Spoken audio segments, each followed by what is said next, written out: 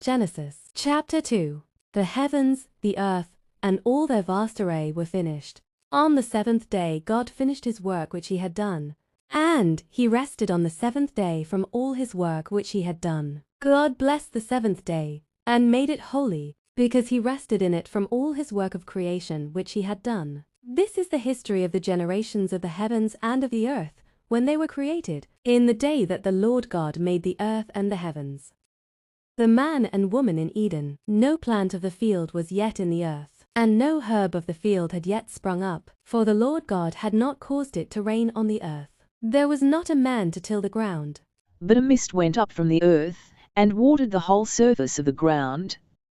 The Lord God formed man from the dust of the ground, and breathed into his nostrils the breath of life, and man became a living soul. The Lord God planted a garden eastward, in Eden, and there he put the man whom he had formed.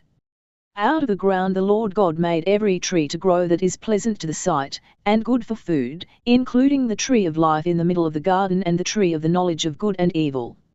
A river went out of Eden to water the garden, and from there it was parted, and became the source of 4 rivers.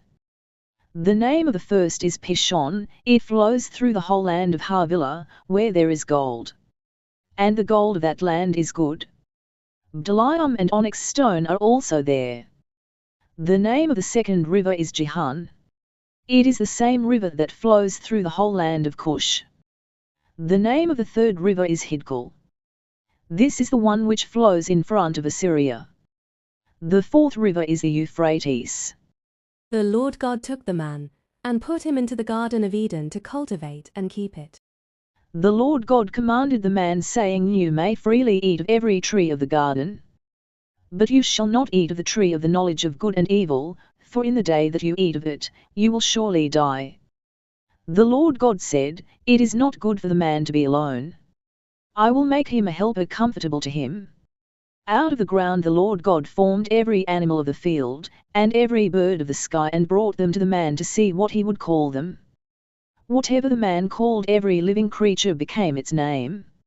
The man gave names to all livestock, and to the birds of the sky, and to every animal of the field. But for man there was not found a helper comparable to him. The Lord God caused the man to fall into a deep sleep. As the man slept, he took one of his ribs, and closed up the flesh in its place. The Lord God made a woman from the rib which he had taken from the man, and brought her to the man.